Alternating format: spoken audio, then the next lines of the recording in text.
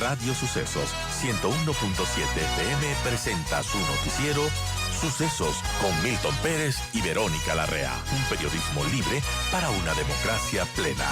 Los hechos y las opiniones de los sucesos que marcan nuestro tiempo.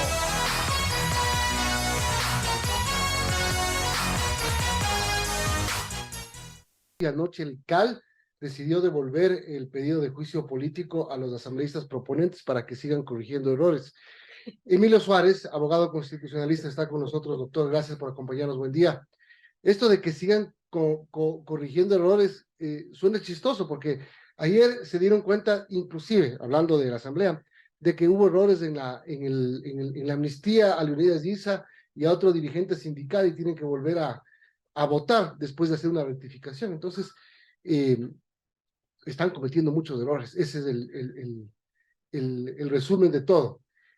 ¿Bien devuelto o no debió devolvérselo porque muchos creen que estaba fuera del plazo? Buen día. Buenos días, Milton, Verónica. Para mí es un gusto estar esta mañana compartiendo con ustedes y con su audiencia. Efectivamente, creo que la Asamblea Nacional ha cometido varios errores que yo los calificaría de bulto en la petición de juicio político. Al parecer, creo que los principales asesores son los analistas de Twitter de la Asamblea Nacional. Pues, desde mi punto de vista, si bien no creo que lleguen a afectar estos errores, el fondo del juicio político y lo que la Corte debe analizar, sí son errores que desprestigian al órgano, a la Asamblea Nacional, y también desprestigian la propia petición. Recordemos que esta petición pasó por al menos 4 interpelantes, por al menos más de 50 asambleístas.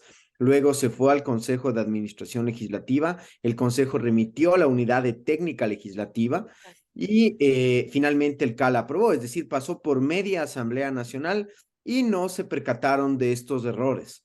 Ahora, en cuanto al tema de la reconsideración, ¿qué es lo que sucedió ayer en la noche? La norma, el artículo 89 de la Ley Orgánica de la Función Legislativa, establece que el presidente de la República tendrá, el presidente de la Asamblea tendrá 3 días para poner en conocimiento del CAL la petición de juicio político y luego, una vez que el CAL revisa, le otorgará 3 días a los interpelantes para realizar las aclaraciones o completar de alguna manera la petición.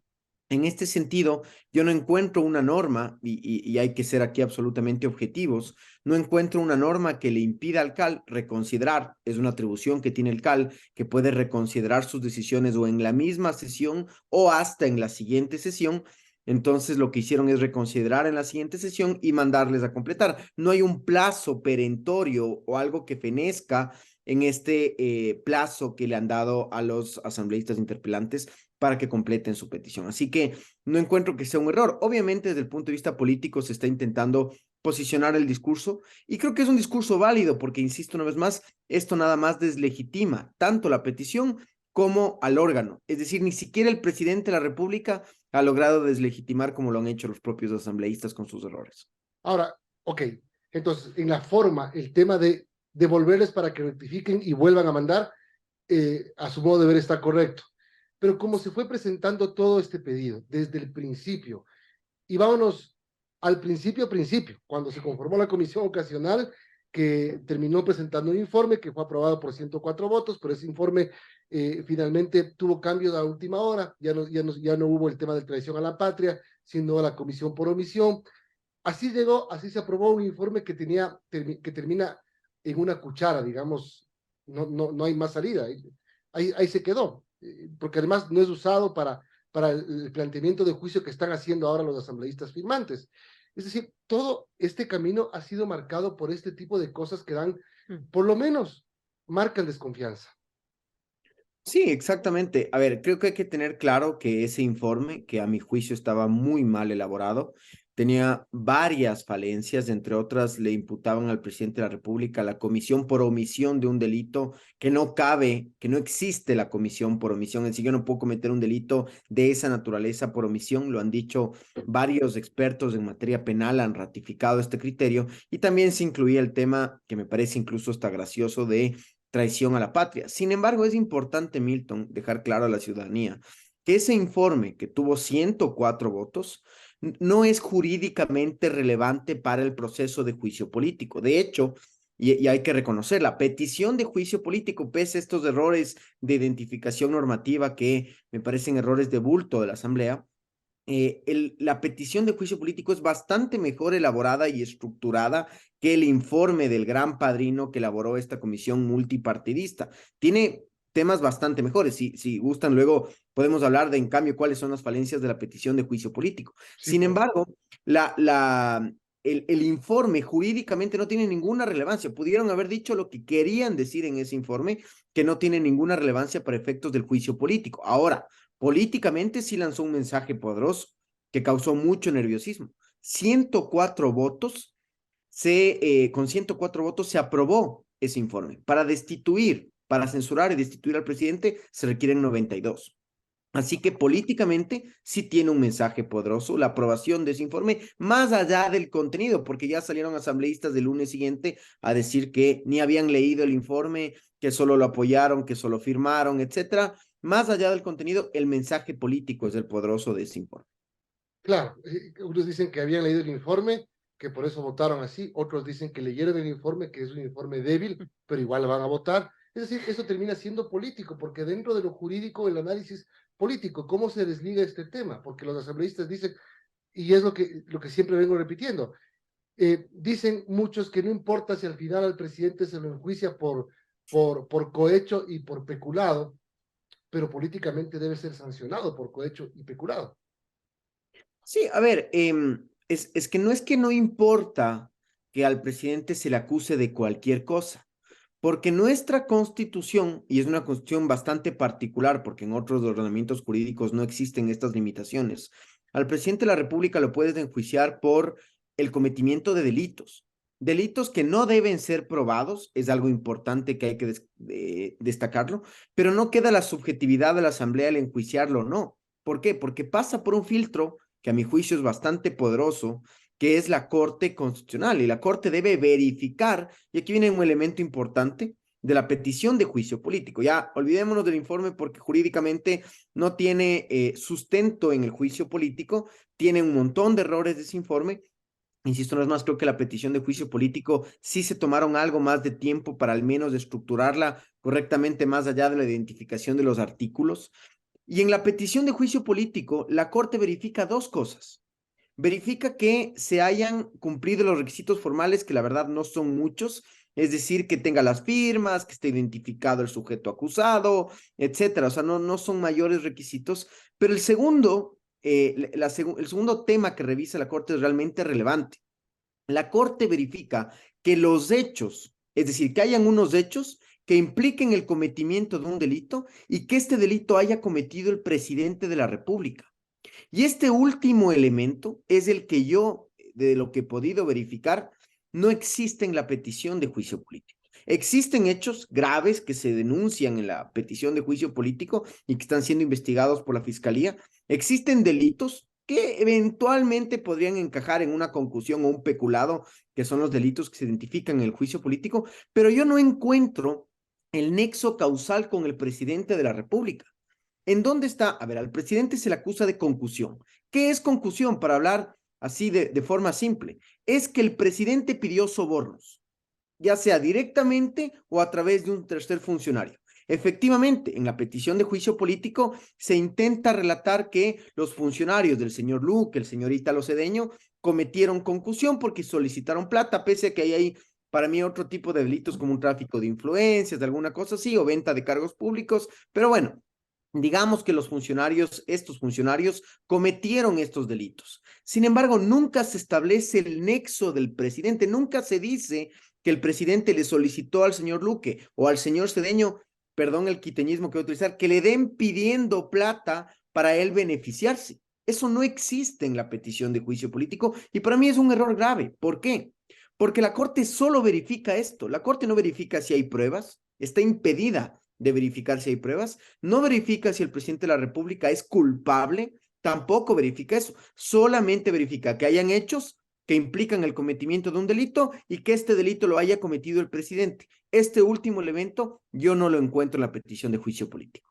Son las 8:30, estamos conversando sobre el juicio político pretendido por la oposición al presidente Lazo con el doctor Emilio Suárez, abogado constitucionalista. Emilio, buenos días. Y respecto a esto que menciona, bueno, ¿qué podemos pensar de lo que podría pasar en la Corte Constitucional si es que ya se envía este pedido de juicio político? Si es que la Corte Constitucional no tiene que evaluar las pruebas, ¿estas tendrían que reflejarse en el pedido o cómo funciona? ¿Qué cree que debería pasar en la Corte Constitucional? Sí, efectivamente, Verónica, si es que el CAL vuelve a calificar, es decir, si los interpelantes vuelven a mandar al CAL, si el CAL lo vuelve a calificar, el CAL vuelve a remitir a la Corte Constitucional, lamentablemente este proceso se ha vuelto engorroso debido a los grasos errores de parte de los interpelantes y de parte del CAL también, así que el CAL también tiene que asumir su responsabilidad en no revisar correctamente la petición de juicio político, pues llegará a la Corte. Y como lo digo una vez más, la Corte solo verifica que la redacción del documento tenga los tres elementos de los que me referí anteriormente. No verifica pruebas, de hecho, no se tienen que ni adjuntar las pruebas, obviamente se remite todo el expediente, pero la Corte no verifica pruebas y no verifica culpabilidad porque no es un juicio penal, es un juicio político. Eso hay que tener en cuenta. Sin embargo, la Corte sí verifica que efectivamente los hechos impliquen el cometimiento de un delito por parte del presidente de la República. Este último elemento no lo encuentro. Ahora, la Corte tiene dos opciones absolutamente claras: admitir o inadmitir la petición de juicio político. Si inadmite, se acaba y se archiva el juicio político. Si admite, ya vienen otras consideraciones, otras herramientas que el presidente de la República también podrá utilizarlas, o que la Asamblea continúe con el proceso de juicio político. Y aquí ya una valoración un poco política, pese a que no me gusta entrar en el campo político. Creo que nos queda absolutamente claro a todos que si la Corte admite a trámite, el presidente de la República tiene sus días contados con la Asamblea Nacional, porque la Asamblea Nacional tiene los votos, se lo ha visto con la aprobación del informe, pese a que era un informe bastante patojo, tiene la opción y tiene los votos para destituir al presidente de la República. Ahora, también hay que considerar otro tema. Solo hay dos competencias a nivel de la Corte Constitucional que requieren las 2/3 partes de los votos del Pleno de la Corte para tomar una decisión. Y este es uno de esos casos. Así que no es cosa menor que se requieran 6 votos del Pleno de la Corte, de los 9 jueces, para tomar una decisión. Y justamente ayer, en una reunión, en un directorio con una cámara en la cual estaba explicando este tema, me decían, ¿y qué pasa si no hay los votos? Es un escenario interesante. En materia de juicio político, no existe el famoso dictamen ficto, es decir, no es que hay un silencio administrativo de la Corte y por tanto se entiende admitido a trámite. Si no hay los 6 votos, se aplica el reglamento de transición de procesos de la Corte y lo que hay que hacer es, se vuelve a señalar un juez ponente que deberá volver a hacer un informe o un borrador de dictamen para la Corte y el Pleno deberá volver a tomar una decisión. Obviamente, este escenario podrá hacer que la decisión que tome la Corte se extienda más allá de los 6 días, si es que no hay los votos al interior de la Corte por el primer proyecto que se envía. ¿Cuál es la consecuencia? Ninguna. La Corte, para que siga el juicio político, se requiere un dictamen expreso de la Corte. Y si la Corte se demora más allá del tiempo que lo prevé la ley, no hay ninguna consecuencia ni para los jueces ni para el juicio político y los asambleístas deberán esperar a que, como ya lo ha dicho el procedimiento, se nombre un nuevo juez ponente, elabore un nuevo borrador y ver si es que efectivamente hay los votos al interior de la Corte Constitucional. Bueno, hablemos un poco del texto que están definiendo, el contenido de la acusación contra el presidente que se está planteando. Ya no se habla de la comisión por omisión, pero se sigue sugiriendo que el presidente tiene una responsabilidad por omisión en los supuestos delitos de corrupción. Es decir, no es lo mismo, pero es igual. ¿Es así? Sí, efectivamente. A ver, ¿cuál es la línea lógica que siguen los asambleístas? El presidente de la República reconformó los directorios de las empresas públicas, cosa que no es así, no es que el presidente lo hizo, se lo hizo a través de una ley aprobada cuando estaba aún el gobierno de Correa. Entonces, pero bueno, digamos que el presidente reconformó Esa los fue una directorios. ley de la ley de las empresas públicas de 2017, si no me equivoco. Exactamente, la ley de empresas públicas del 2017 Si que no me se equivoco, es más, reglamentó. fue abril del 2017, es decir, todavía Correa seguía de presidente. Exactamente, exactamente. Entonces, esto se aprobó con una ley, así que eso no es un hecho imputable al presidente de la República. El presidente pudo haber reglamentado mediante un decreto, sí, pero está en sus facultades. Eso no implica el cometimiento de un delito. Además que esa reforma, y dicho sea de paso, en mi criterio, guarda coherencia con una buena administración de las empresas públicas. El problema son las personas que las dirigen. Pero bueno, En todo caso, ¿cuál es la línea lógica que se presenta en el documento? El presidente reconformó las empresas públicas, puso a cargo de EMCO, de la empresa coordinadora de empresas públicas, una persona de mucha confianza del presidente, y este señor le traicionó la confianza y cometió concusión. Y ahí viene el link con el presidente de la República. Dicen, el presidente sabía que el señor cometió estos delitos y de pronto sacan el argumento de que participó el presidente de estos delitos sin ningún otro hecho que lo ligue con estos argumentos del delito. Y finalmente el presidente consintió por no haber denunciado y no haberle destituido.